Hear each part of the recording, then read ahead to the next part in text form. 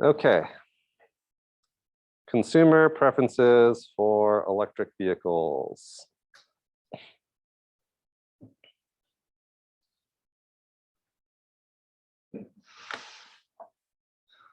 I wanted to, before we get into kind of specifics about consumers and some of the things that we're eliciting from consumers directly, I want to talk about this concept of technology adoption, which is kind of a engineering-based model thinking about how new technologies end up getting sort of filtered throughout the population. Okay, and so the whole sort of topic today is thinking about, oh, who is it that wants to buy electric vehicles, right? And so, or why do we care about this, right? So having an understanding of the types of people who are buying electric vehicles right now also gives us a good sense of who isn't buying electric vehicles, right? And so as we start to think about propagating this technology to broader populations, we need to think carefully about what it is about vehicles now and potentially vehicles in the future that can help kind of push that technology forward. As there are a lot of things that we think inevitably will happen, like electric vehicles getting cheaper, having longer battery ranges, having a good sense of how that influences people to care about electric vehicles might give us a sense of like, oh, how fast can the technology sort of ramp up, right? So if you are like more into the energy and emission side of things, this is still kind of important because it gives you an indication of like, oh, how fast can we reach like a climate or emissions goal? We also need to have a sense of these numbers, right, to do things like develop the infrastructure. Okay, if I'm kind of a business and I want to install these charging stations, how can I be confident that they're going to be getting used and that I can make money, right? And then and at the sort of higher level, I think one of the most important things is thinking about the development of policy. Again, this is something we'll get into a lot more detail later on in this class, but having an understanding of preferences and how these vehicles get adopted is really going to help with the formation of a good policy design.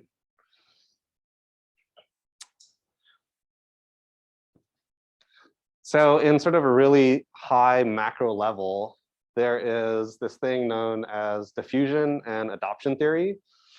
So this is kind of a standard technology adoption curve. So you'll see two sort of curves here. This is kind of your cumulative curve. So if you think about 100 being the entirety of the population, this is basically telling us how many, in this case, electric vehicles are being owned by that proportion of the population. In the blue, this is like, this would be a sort of non-cumulative picture. So more and more people adopt it, and then at some point, there's kind of not enough people left to adopt it. And so you have sort of fewer and fewer people in the sort of remaining group of the population that hasn't adopted the technology yet. And it looks like this. And we sort of generically characterize the population adopting these vehicles into these categories. So there are these innovators, early adopters, early majority, late majority, and laggards. And again, this is a generic sort of macro examination of technology adoption. So this isn't just for electric vehicles. In fact, this kind of pattern, which we call this S-curve, is a type of shape that we observe for almost all new technologies. And it's getting a sense of how fast this happens is simply kind of dealing with sort of parameters of this curve, but this sort of shape is pretty consistently true for things like TVs or refrigerators or smartphones, right? the speed with which this gets adopted might be different for different technologies, but we can generally rely on curves that kind of look like this. So some examples of this, these are kind of these S-shaped curves for a bunch of different technologies.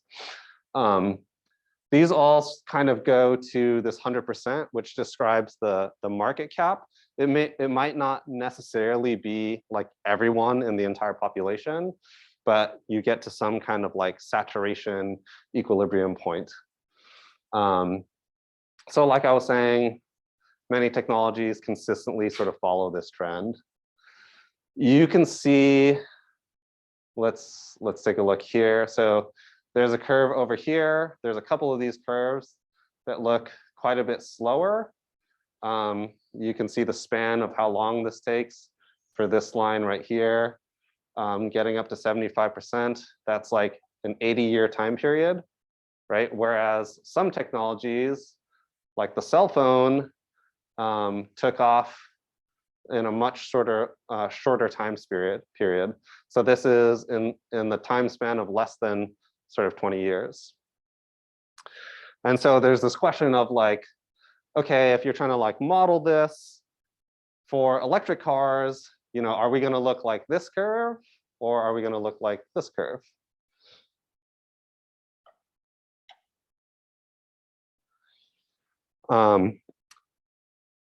You can kind of hypothesize what the technology curve might look like for a new technology, but generally you don't really get a good sense of it until you start to see some data, until you start to see, you know, the first kind of points in the curve. But even then, it may not necessarily be like a super good indication of how fast these things move, because there are other factors that can affect the shape of the curve, right? Such as, you know, you can imagine if the US government was like, okay, everyone gets an EV for free, that would really probably change the way this curve looks, right?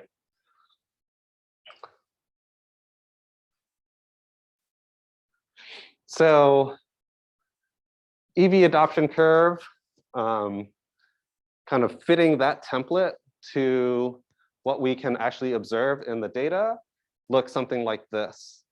So there's a group called ICCT, the International Council on Clean Transportation. They do a lot of work and research to look at various aspects of the technology. Back in 2016, they released this figure showing some of the differences in regions, and you can kind of see where they lie on this figure, right? And so California is kind of ahead of the rest of the world, right? But still a fairly sort of small market share. Netherlands are up here. They had a lot of plug-in hybrids back then. And then Norway is up here, by far kind of above everyone else. Back in 2016, they were actually already starting to approach sort of 50% market share. So again, this is 6 years ago. So where are we now? I can kind of just extrapolate out based off of the sort of volume of sales. So Norway is now at a 65% share. So in just 6 short years, they've kind of moved all the way over here. California was at a sort of 10% aggregate share, although it's actually closer to 12% as of 2021.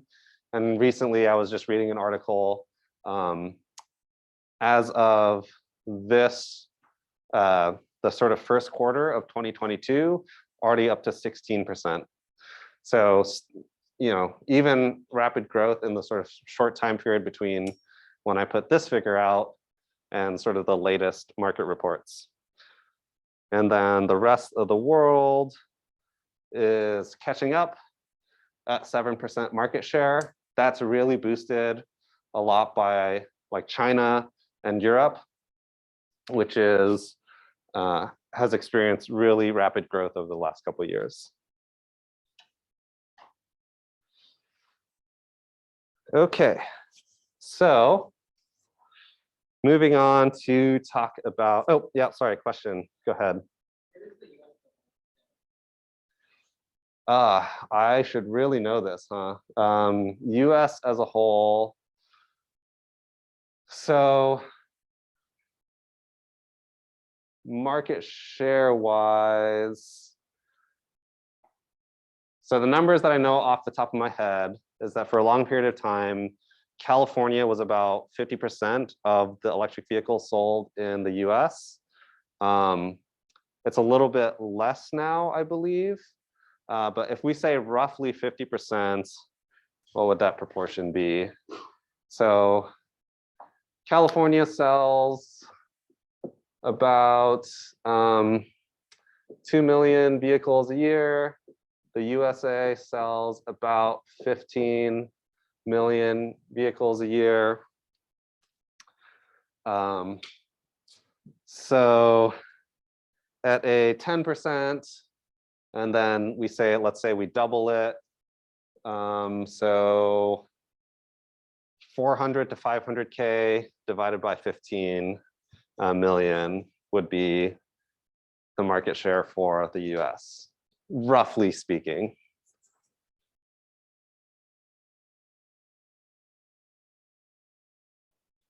You can feel free to double check my numbers though. I might be a little bit outdated.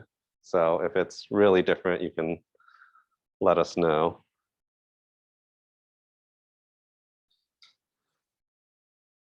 Okay, so let's talk about demographics. Who is buying EVs now? So this is kind of what I was quizzing you guys on with the poll at the beginning, and let's take a look at some of the demographic breakdowns. There's a sort of nice report that has all of these demographic breakdowns in a little bit more detail than I'm presenting in the slides, as which I've put in the additional readings file. So if people are interested, go ahead and look there. So age.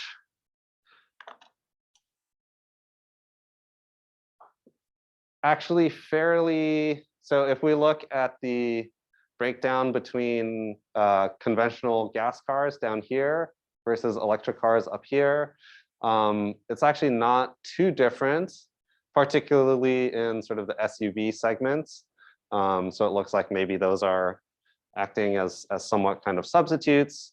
There's a larger, compared to sort of trucks and sedans, there is a slightly sort of larger segment of older buyers. But even though this kind of looks like the most dominant age group, you should note that the age bins are different. This is like a 30-year age bin versus a 10-year age bin. So keep that in mind. It does generally look like, if you were to sort of evenly distribute it among age groups, sort of the older population, relatively older speaking population, is purchasing a lot of these vehicles. Okay, here you guys guessed right, maybe not so surprising.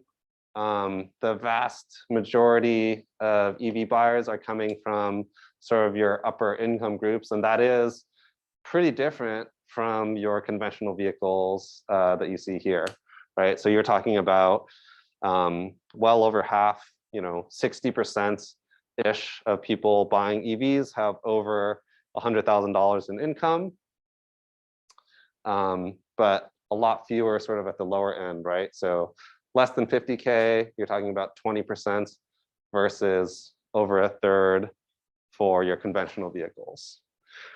What I will say though is this is kind of a static picture.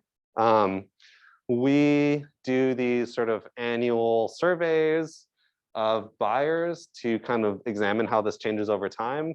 And I can definitely tell you that this number is getting smaller and these numbers are getting bigger. That's a pretty sort of strong trend that we've seen. Even a couple years before this, you're talking about even higher bins where the most of the people buying them had, over 200K income, for example. So to some extent, I would say this chart is a little bit misleading because of this sort of consistent trend in sort of lower income populations starting to enter into the EV market.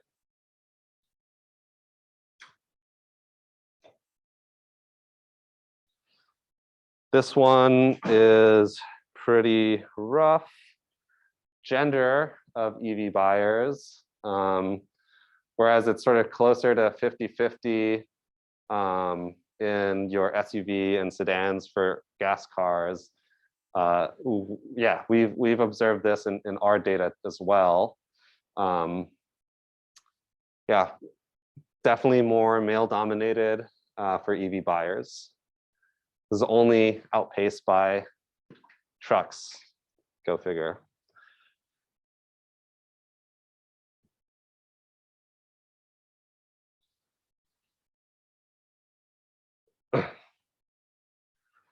Okay, ethnicity of EV buyers. There are sort of large regional differences in the ethnicity of buyers between, let's say, California and the rest of the country. So you think about the sort of demographics of places where people actually are buying electric vehicles versus others. And so that's going to lead to a sort of big discrepancy. So as you see here in California, this looks really different breakdown wise compared to the rest of the US, which is much more centric towards sort of white buyers, right? Almost 90% of EV buyers outside of California are white, whereas that's closer to half in California, followed by Asians, others, and Hispanics. And so this proportion looks somewhat closer to sort of overall buyers, but still the proportions are a little bit off.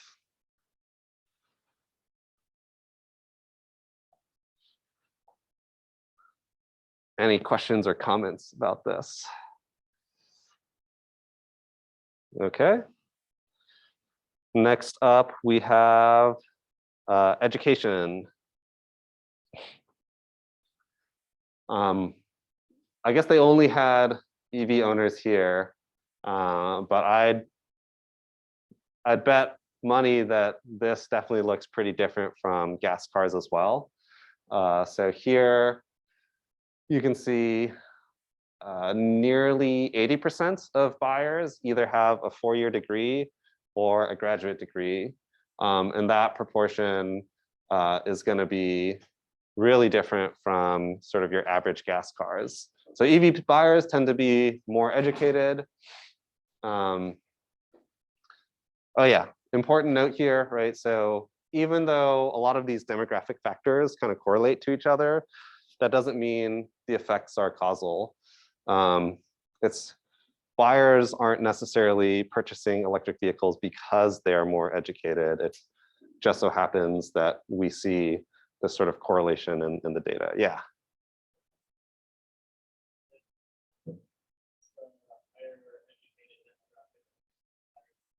Yeah, exactly. Exactly, right? So EVs are more expensive. Having a higher education will correlate usually with higher income. And so those are the people who are able to afford it. Yeah.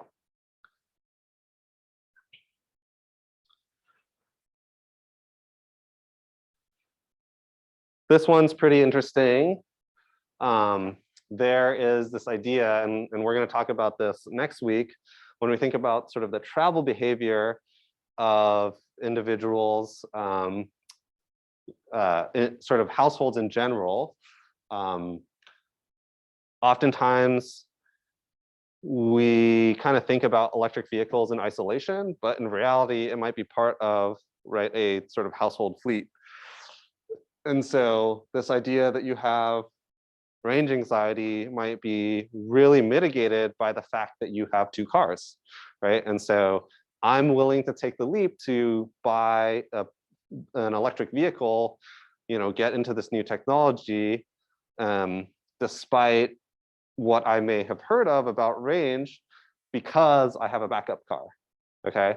And so we do observe that there's a large proportion of households that have two or more cars compared to just having their one electric vehicle. I actually don't know what this proportion looks like for the rest of the households in the country, so people who don't own electric vehicles, but I would imagine it's actually pretty high as well. Yeah. Yeah, all of the slides that I've just shown you about demographics are all for the entire US. There are some of these things that have California specific items like here, but it'll tell you if it is.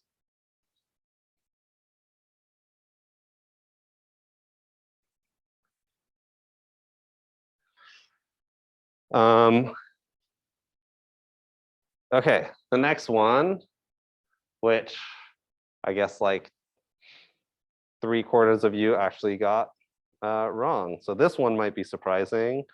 Political affiliation. I guess it kind of makes sense that we would think Democrats are mostly the buyers of electric vehicles, but it's actually pretty close here. So 37% compared to 34%. So pretty even. And so I guess that's a good thing. It's not really sort of favored by a particular political party. I guess everyone needs to be able to get from point A to point B, and the new technology is sort of compelling across political parties. It's not just about buying EVs because you care about the environment. There are other sort of things, other attributes about these vehicles, about the technology that folks would be interested in, about saving money even. And so, yeah, pretty even across major political parties.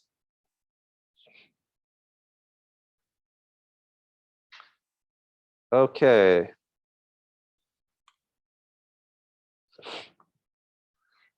Where are buyers located? So the AFDC from the Department of Energy has the sort of nice infographics and maps related to alternative fuel vehicles.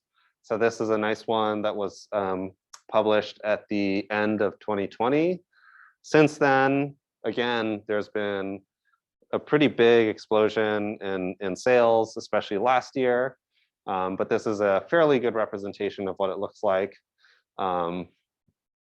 Generally, these maps aren't always going to be the best because it's a lot of times you're basically kind of shading by population. But still, you can see kind of differences even among places that have sort of relatively similar populations. So even if you kind of take California out of the equation, we can see that sort of across the country, you are starting to see pretty big adoption numbers, even in places like Florida and Texas. We will talk about regulation in another lecture about certain states that are basically required to sell electric vehicles, similar to California. And that is happening, but even outside of those states, so Texas and Florida are not in that group of states, they are still selling a good deal of electric vehicles. Yeah. What was that? Do I have the per capita numbers? No, I don't. Yeah, someone can go and divide these by the population and figure out the per capita numbers. I can tell you that California is still far and away higher than sort of everyone else.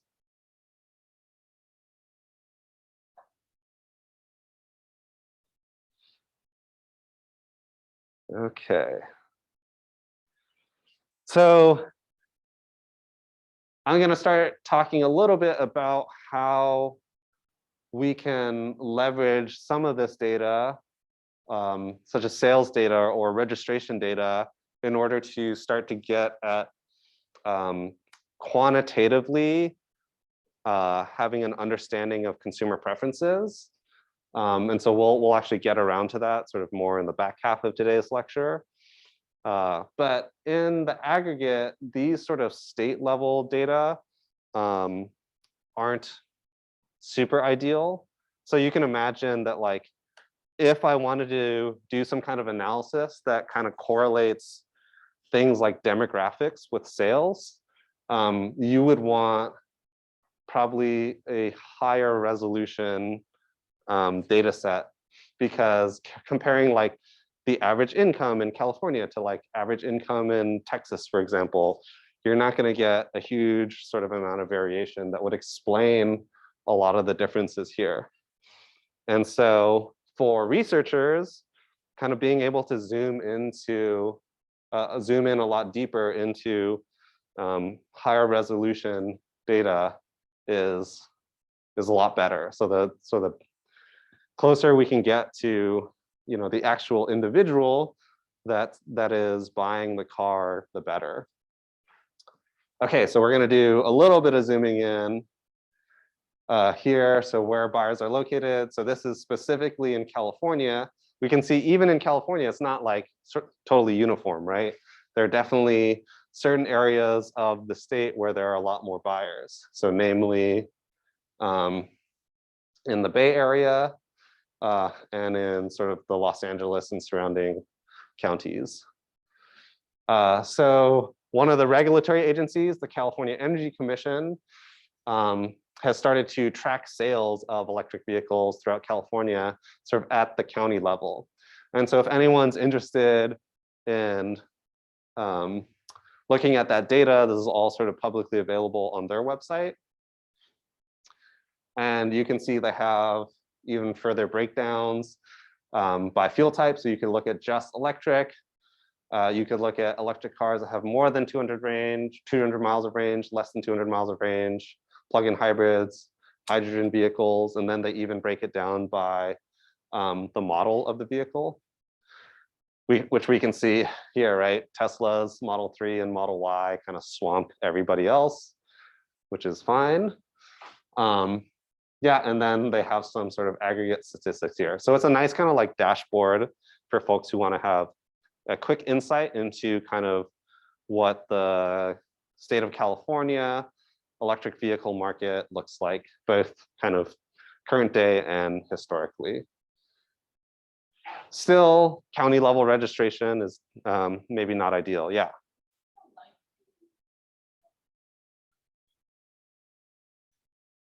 Here, light duty, total light duty. Yeah, so, okay, light duty cars are like passenger cars that like you and I drive. And then there are things like medium duty vehicles. So those might be things like Amazon delivery trucks, FedEx, that type of thing. Sort of bigger vehicles. Oftentimes you need a commercial license to drive certain types of vehicles once they reach a weight limit. And then there is heavy duty, which are things like the like tractor trailers, the 18-wheelers that you see on the freeway. Those would be considered heavy duty. Most of the work that I do focuses in the light duty and passenger sector, but we will have a guest lecture about the future of EVs regarding medium and heavy duty vehicles in a couple weeks.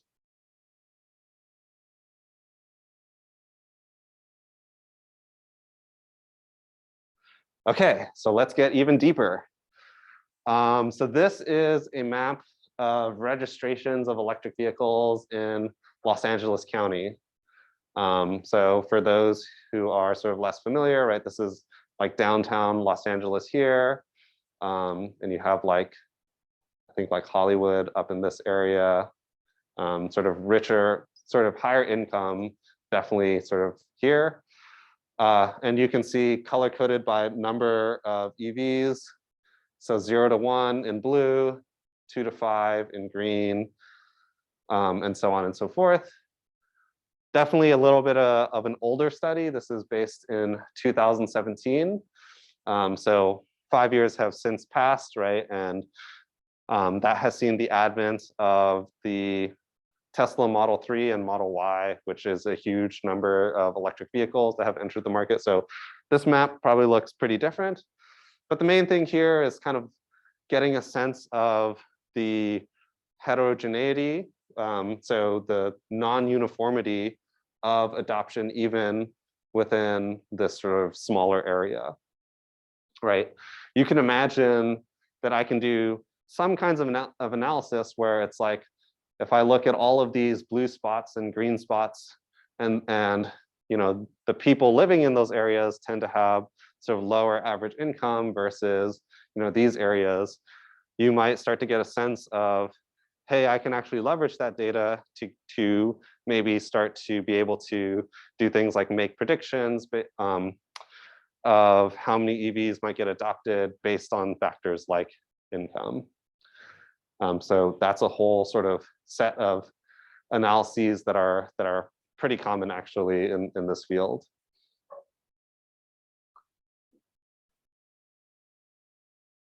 So yeah, actually, I forgot I put this slide in. So speaking of that exact example, so this is a plot of the same area. So this is Los Angeles County here.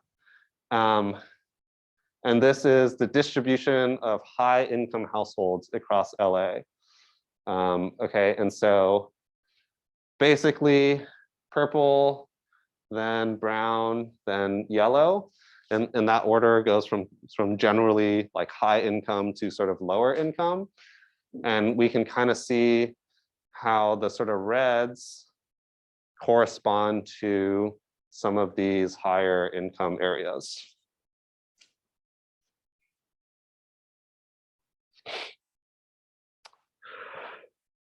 Yeah, and this was not a super easy data set to come by for these researchers. So this was research done out of UCLA. They had access to DMV registration records. So you have to go through, figure out exactly where people's cars are registered, figure out which ones are electric, and do sort of all of this analysis. We can look at the Bay Area as well. Also a little bit older data, but this is 2018. Per capita adoption of EVs tends to hold up slightly better over time, but you definitely have disproportionately higher adoption, right, in your sort of San Jose, Silicon Valley areas here compared to a lot of the rest of the Bay.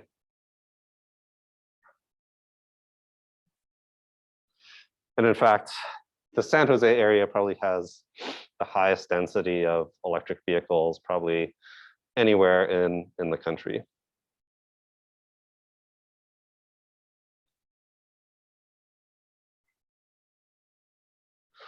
Okay, and so as we kind of look at these maps and we see, you know, all these other areas that maybe have sort of relatively lower percentages of EVs, you know, we start to ask questions like, okay, how big is the potential buyer market?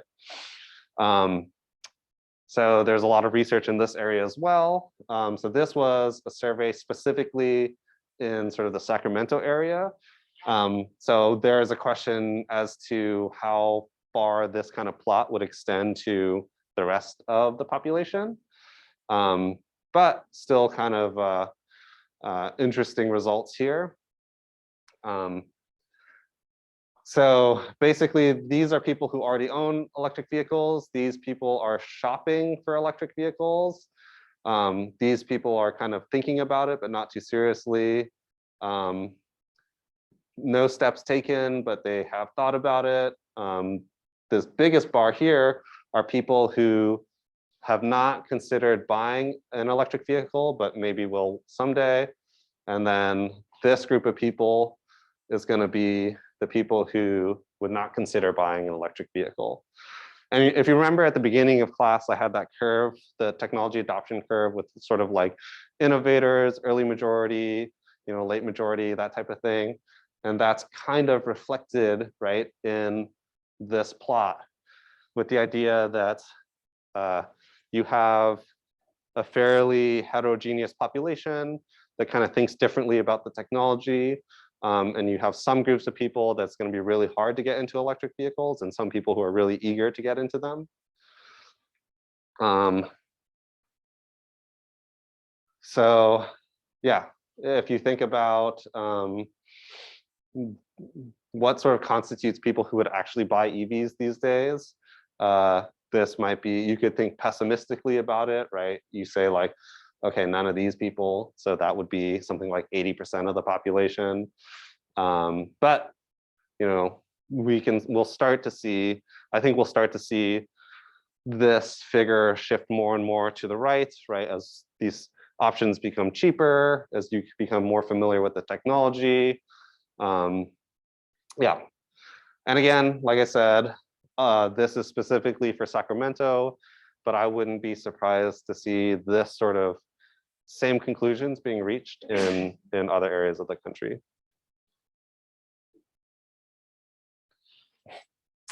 Okay. Any questions about this? All right. So let's talk knowledge and awareness.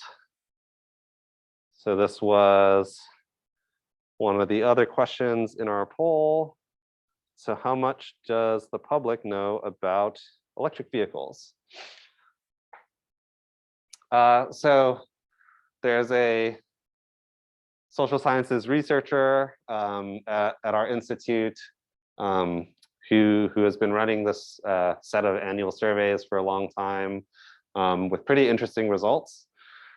Basically, the idea is like, can we get a sense of how well people know anything about electric vehicles? And one of the tests that they do is like, okay, can they answer this question about naming an electric car? And so there's a bunch of people who can name like Teslas, Nissan Leafs, and Chevy Bolts, and some other cars. And then there's a huge proportion of people who get it wrong or aren't able to answer or aren't able to come up with any names. And so generally, this is about sort of 50% of people who are sort of unfamiliar, right? And so right about half and half. It was so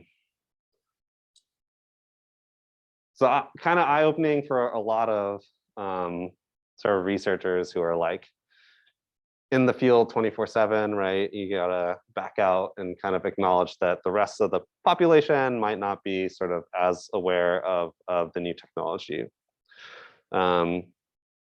It was kind of interesting. I haven't seen the sort of latest results, but for a long period of time, 2015, 2016, 2017, even as more and more electric vehicles were being sold, these numbers weren't really changing. I'd be kind of curious to see in the most latest results if we start to see sort of these numbers going down and some of these numbers going up. Yeah.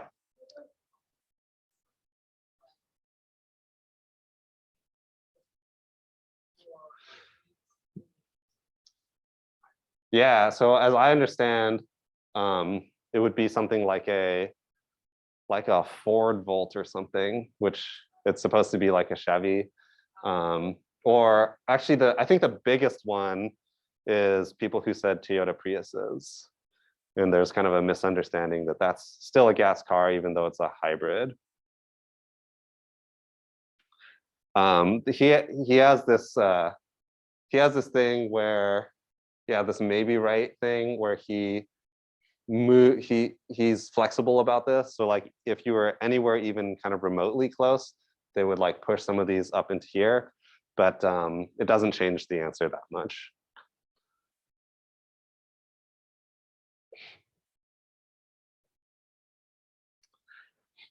One of the other big things is regarding incentives. And so you can imagine that the sort of the cost premiums of electric vehicles, a lot of those can actually be offset by taking advantage of incentives. But people may be aware of the premium, but not aware of the incentives. And so if you don't know about the incentives, you might not want to buy the electric vehicles in the first place, right? And so there have been studies that kind of look at this as well. So percentage of respondents reporting that the mentioned government entity or agency is offering incentives for electric vehicles and whether those incentives are available. Okay, and so within California, about half of people sort of said, state governments or California state government, they're aware of the incentive. A little less than half for the federal government incentive. And those are substantial, right? That's on the order of $10,000 off if you buy a new electric car. And so those numbers kind of go down across other entities that are offering incentives. Similar type of thing for number of incentives that you might be aware of. Yeah, and so you might argue that if the other half of the population knew about these incentives, more people would take advantage of them and buy electric vehicles. This speaks a lot to the sort of efficacy or efficiency of a policy. You could, for example, instead of giving $7,500 to somebody, you say, instead, I'm going to give sort of $15,000.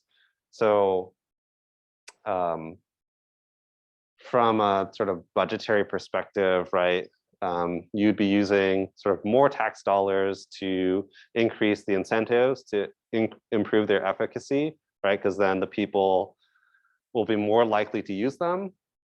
Or you could make more people aware of the incentives and kind of have a similar effect. And so there have been efforts to improve the incentives, not by increasing the amount, but by sort of advertising them more. And that can make a sort of very big cost-effective difference for policy.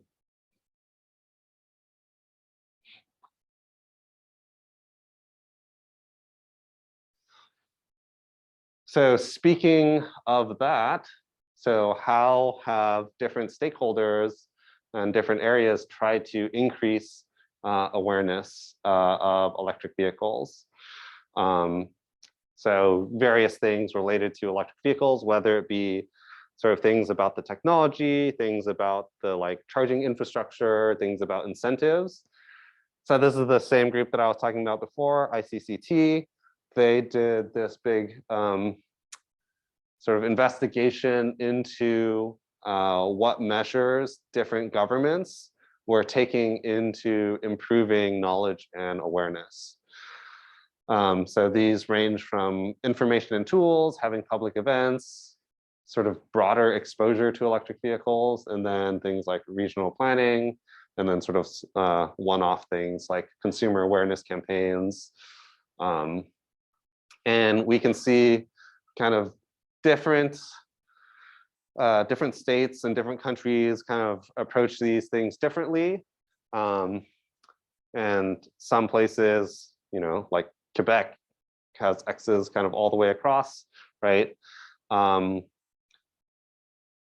This is kind of an interesting chart because it speaks to potential opportunities for sort of collaboration with respect to a lot of these measures. Different governments, different state agencies, they're all trying sort of different things to improve knowledge and awareness. And some things might be working out better than others. And I think it's important for these groups, right, to share that knowledge, to try and employ sort of the best things possible to improve knowledge and awareness. That's why things like conferences and summits and that sort of thing are useful to this regard, because that's a good way to sort of transfer knowledge about these measures that are being taken.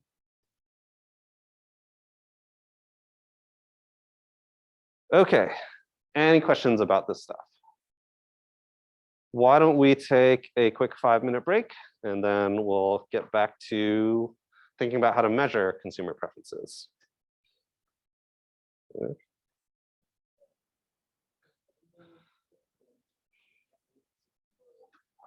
All right, let's continue on.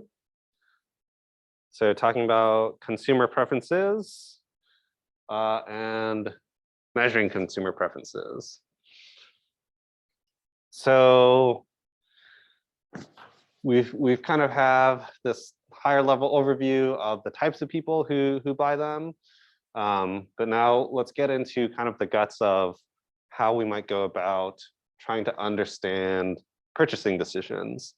So are there things specific about the vehicle or technology?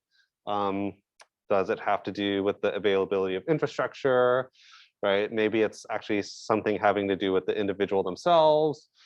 And thinking about sort of the relative value of all of these things sort of put together. And the kind of punchline here is that you can do types of analyses that you can actually quantify these preferences. So we're not going to get into this class about how you go about doing that. That requires a lot of sort of statistics or econometrics, or even some social sciences background that would be kind of beyond the breadth of this class. But here we're going to provide kind of a higher level overview of how a lot of these techniques are used and employed, even if we're not kind of doing them ourselves. Okay, and so one of the sort of takeaways of doing these types of analyses is having some better understanding of how purchasing decisions change as factors that we're measuring start to change as well. So being able to do some kind of predictions or analysis of like, okay, the average price of electric vehicles are going to drop by some amount in a future year, and based off of these like models, I can have some kind of idea of what that would mean for EV sales. So at a really high level, there's basically two ways we go about doing this. Okay, so one is you ask them.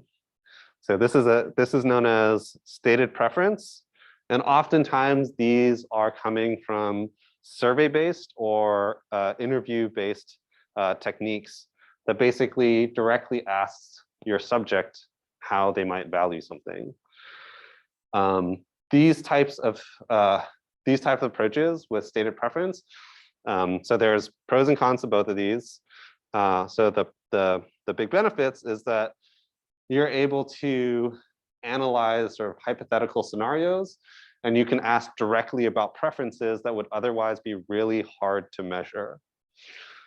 The biggest drawback of these type of approaches is that when you ask people questions in surveys or in interviews, those individuals might not necessarily behave in reality based on the way that they said they would behave.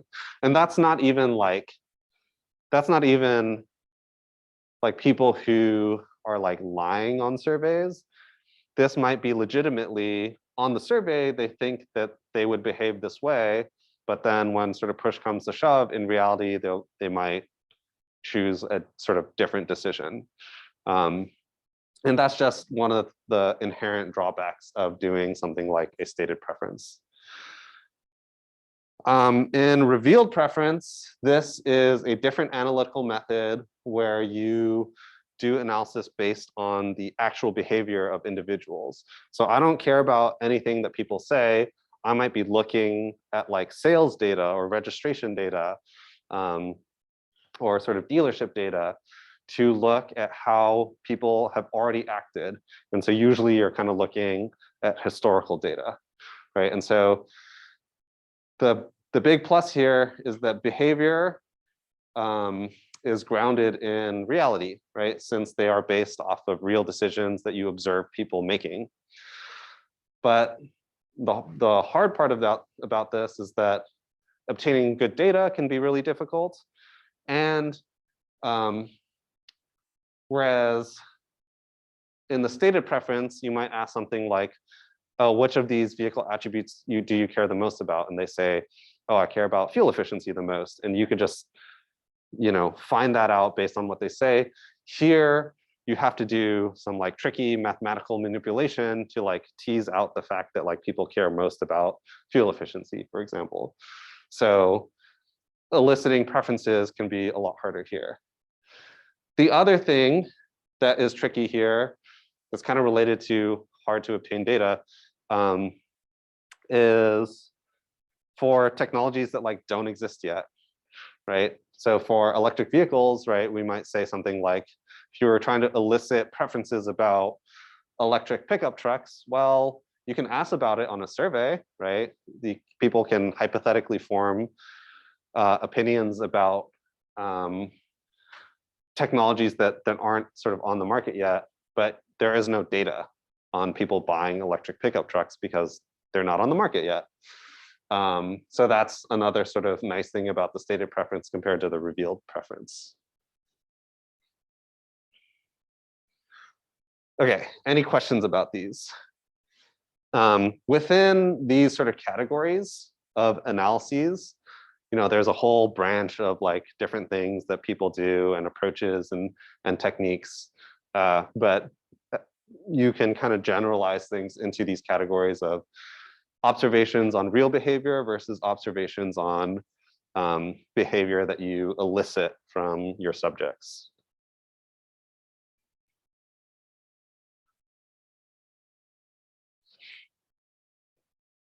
Okay.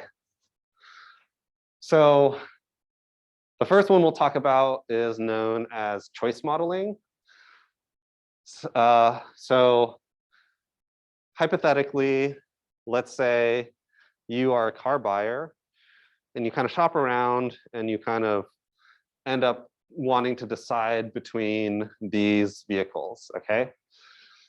So there's Toyota Camry, Tesla Model 3, BMW M4, Mustang Mach-E.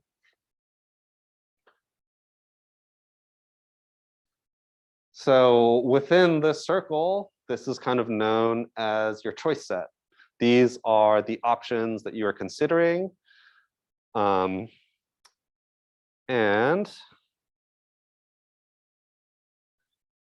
the objective of this approach is to understand what it is about a sort of particular choice among your choice set that led the consumer to choose it, okay? So choice modeling can actually fall under either stated preference or revealed preference, depending on sort of how you get the data.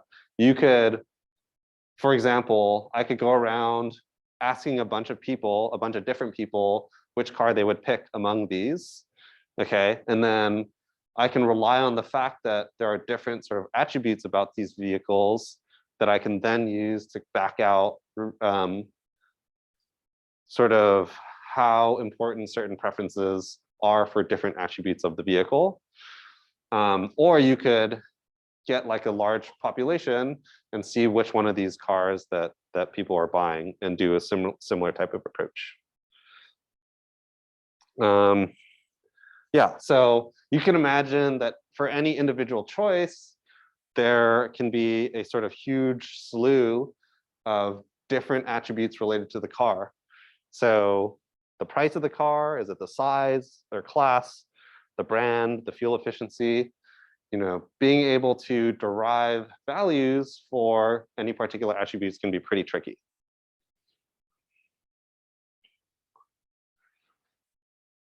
So in the survey methods, we can ask consumers directly why they make certain decisions. So in that particular example, let's say, oh, they want the Mustang Mach-E, then you could just ask, oh, what is it about that you cared about the most? Is it the price? Is it the brand? And you can have them do things like rank it, for example. Lots of sort of nuances in doing this kind of analysis. One of the big things is talking about sampling. So if you go out and you do this kind of survey, let's say I walk around campus and hand out pamphlets or something to like a website that someone fills out, versus if I were to sort of go to an online forum and ask people to fill it out, versus if I were to mail out these flyers to sort of random people, right? All of those represent sort of very different segments of the population. So your ability to extend the results of your analysis to like broader populations is always a sort of tricky thing to navigate. Yeah, so folks who have taken anything about like survey methods, there are things about surveys inherently that can be very difficult. Like if you're influencing the answer by asking the question in a certain way, that can always be pretty tricky. How do you know that respondents are answering truthfully? And then whether or not you're asking the right questions to capture all the nuances of decision making. So like a simple example of this would be in the previous example, or the previous slide, maybe here they say, oh, I want to buy this car. And then you say, why? And you give a list of the attributes. You say like, because it has a low price, because it has good fuel efficiency, because it's a crossover SUV or whatever. And then maybe you were missing something.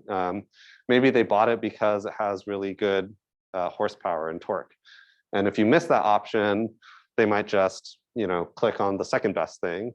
And so, yeah, being able to do this correctly can lead to sort of big differences in your results compared to if you were sort of missing things.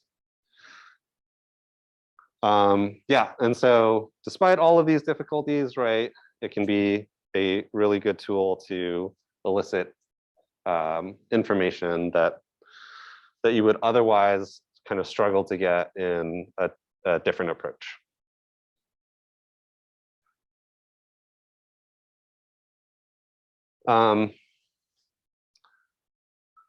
This was from a study that I published a couple of years ago, where we did this survey. This was actually more focused on these new mobility services, but we had this question that's pretty interesting. So looking at what factors influence whether or not you would consider an EV for your next vehicle purchase. And you can see that there is kind of a distinct difference between things that non-EV owners care about versus what EV owners care about. And that could be an inherent difference between people who've already bought electric vehicles versus people who own gas cars. But it could also be things that like an EV owner has learned about EVs that make them care more about it compared to people who might know less. And so that might be things. So, there are things like this segment of the population cares a lot more about reducing CO2 and pollution, whereas others might care sort of less about that, right? And so even in this, so this isn't doing any sort of complex quantitative analysis or anything, but here we're already able to kind of derive some insights into differences between gas car owners versus EV owners in terms of why they would want to buy an electric vehicle in the future.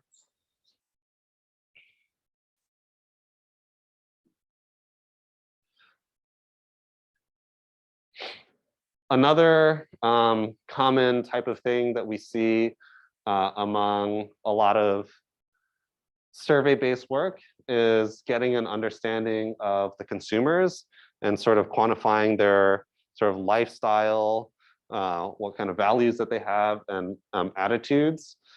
So in this study, the analysis essentially clustered the survey respondents into 6 groups of potential purchasers, and they could, based off of these sort of sets of attributes. So if you live in environment-oriented lifestyle, a technology-oriented lifestyle, if you have big environmental concerns,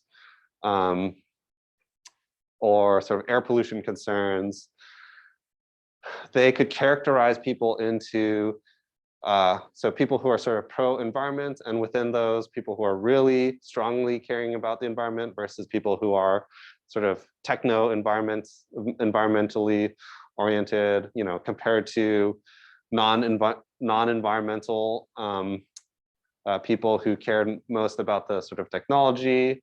And so these kind of clusters give us some insight into how much these attitudes and lifestyles play into the preferences for wanting to buy an electric vehicle.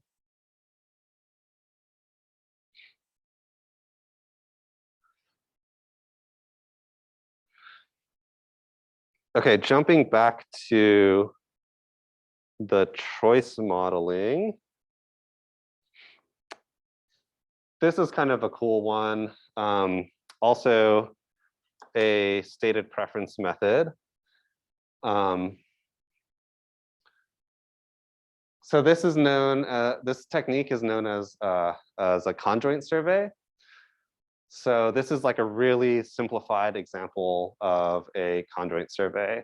But essentially, you present the survey respondent with a set of questions that look like this.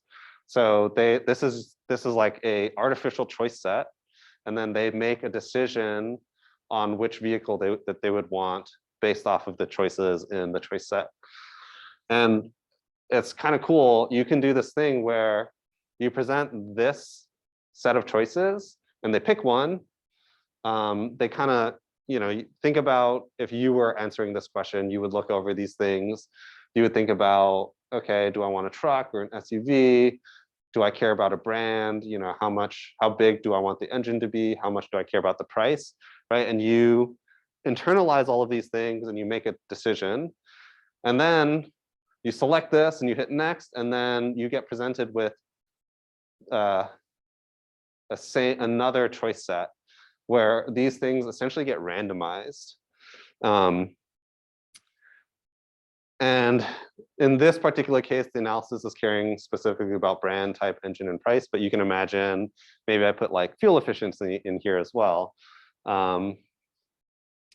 And you can get people to answer this question that gets like shuffled around with these attributes many times, and then you could do the survey for many people. And if you do this enough times, essentially, you'll get a sense and an ability to quantify what people care about here. So basically, by doing this conjoint example, I could come to the conclusion that like, okay, across the population, people care about like price the most. You might even be able to say things like, okay, this particular person cares twice as much about price as they do about engine size. Or you might be able to quantify this like, oh, this person would be willing to pay like an extra $8,000 to drive a truck compared to like a sedan.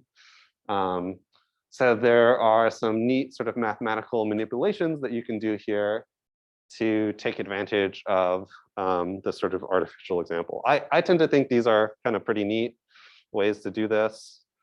But there are some sort of drawbacks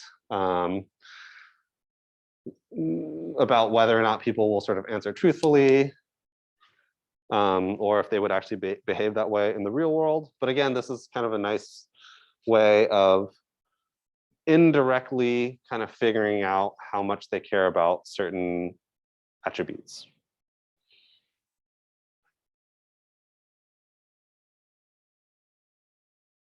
So actually, do I have, yeah. This is actually, this has been around for quite a long time. I think this is one of the earliest examples of conjoint being used in transportation, specifically actually even related to electric vehicles back in the like 1970s or 1980s. So they asked a bunch of these questions with these attributes here. So instead of brand, type, engine, and price, they asked people to make choices based off of range, cruising speed, battery life, battery time to recharge, passenger payload, cargo payload, and the purchase cost. And then they were able to derive these sort of numbers. And so this average column basically tells you how important specific factors are at different levels. Okay, and so the largest number is the one that they care kind of the most about, and the smallest number is the thing that they care the least about. And so there are some interesting insights. This is like super outdated, but still the same sort of techniques are used today. Here you can see like the utility of a vehicle range increases from 30 to 50 miles. So that's, oh yeah, here, right? So people, it was really important for that first 20 miles gain, but from 50 to 70, the difference is a lot smaller. So you can make these sorts of insights using this sort of technique.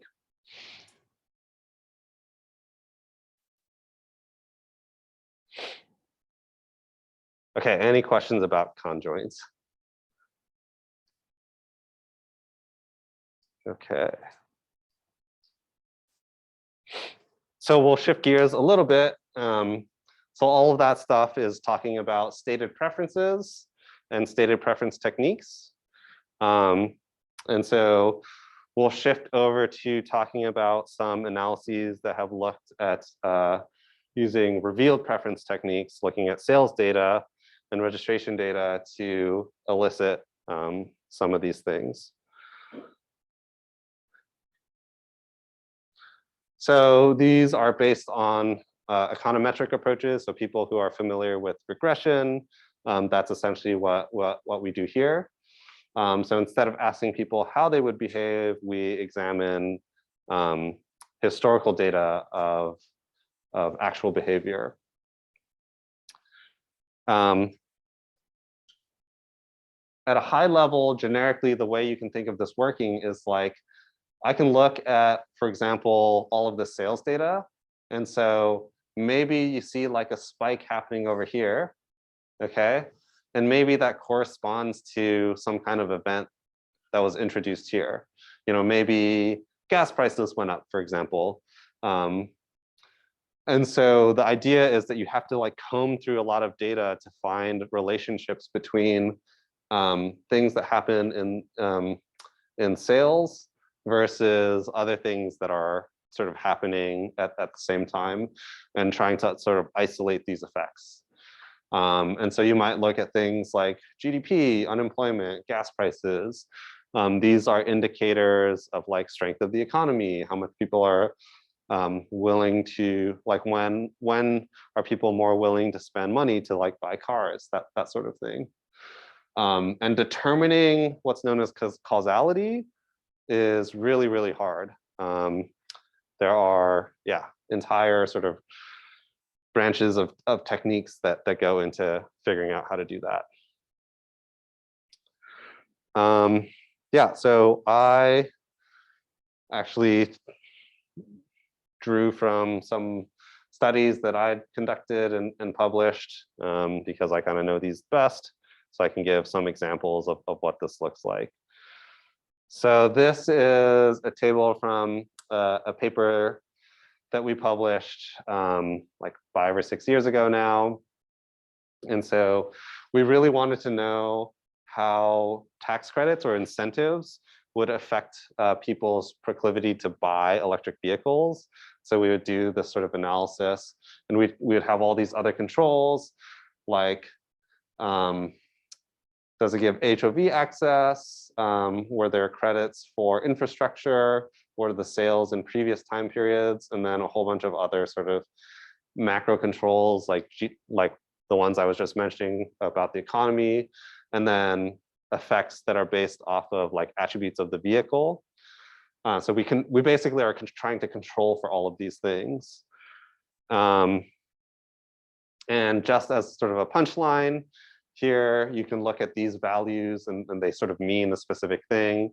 In this case, we estimate the effect of increasing monetary incentives on the sales of electric cars. And so every $1,000 of incentive that the government offers increases the sales of electric cars by about 4%. That's kind of what we find in this analysis.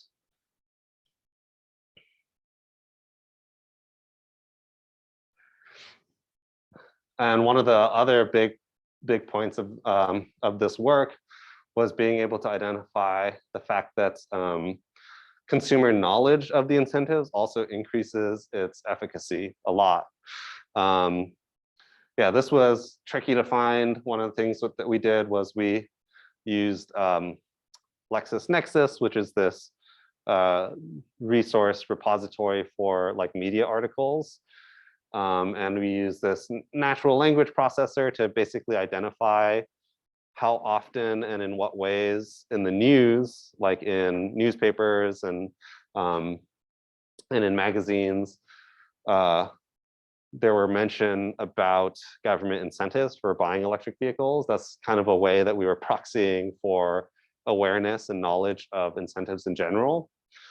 And so when we include that, we find that this is a really important effect in sort of boosting the effect of incentives. So places that had a lot of knowledge and awareness about incentives tended to have sort of much higher sales of electric vehicles.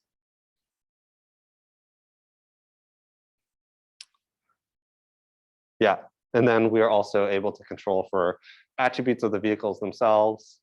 Those play an important role in decision making as well. There are other studies that do this. So here, this particular study was looking at the relationship between electric vehicle chargers and electric vehicles being adopted. There's always this like question about the sort of chicken or egg, like, do you need lots of electric vehicles first before you put out the chargers, or do you need chargers to get people to buy electric vehicles? And so this has been studied in lots of different research projects. In this particular study, they find, right, that there is this sort of corresponding number of registrations increasing as you have more charging stations. So for every sort of like 3 stations-ish, you get about 1 sort of extra electric vehicle being adopted. Yeah.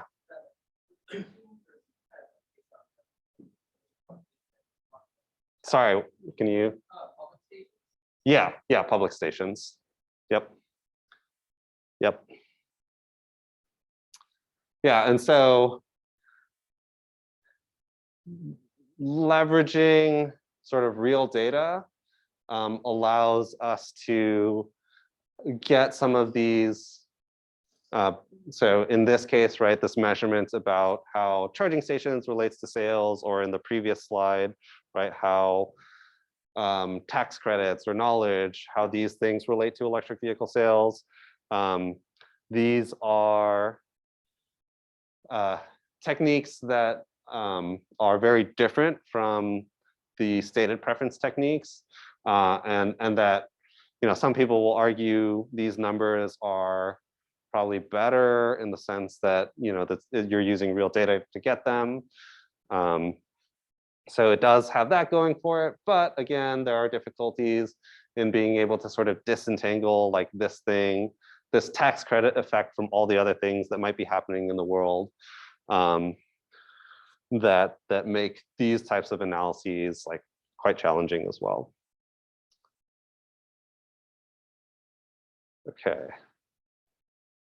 And one sort of last example as it relates to these. So again, in these revealed preference approaches, there's been some studies that have examined how things have sort of changed over time.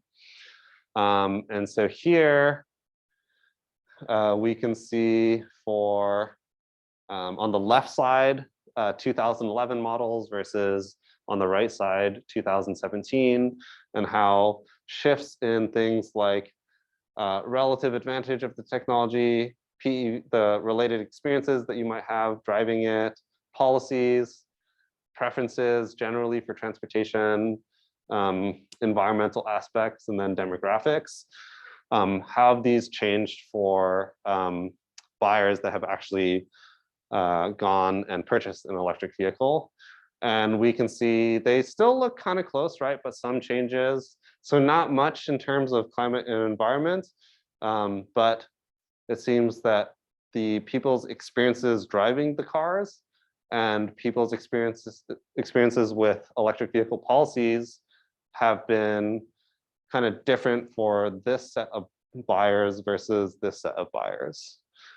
And that's promising to see kind of shifts in preferences related to purchases of EVs, because that means that you are getting sort of different segments of the population to probably think about the new technology and potentially purchase them as well.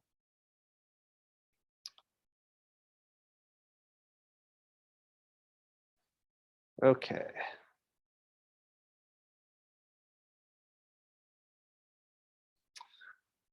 Okay, so that was kind of a roller coaster ride through a lot of the modern studies and research on consumer preferences. It's kind of tricky to boil down a lot of the sort of depth and complexities of these research into, you know, this one lecture. And so what I would say at a higher level about all of these studies is that, you know, don't worry too much about specific effects and numbers within any particular study. You know, there's, you know, in the research community, there's always going to be some sort of like disagreements about specific nuances of a study, whether they did it correctly or not. I think the bigger thing to take away is kind of the consensus of a lot of this work, to point at things like, okay, maybe the specific number regarding, you know, dollars of incentives to number of electric vehicles being sold is maybe in more disagreement, but there is broader agreement that that is like a real effect. So thinking about consensus of studies and the things that generally they think are important, These are kind of the trends that really help shape effective policies and sort of future thinking about these topics related to consumer preferences.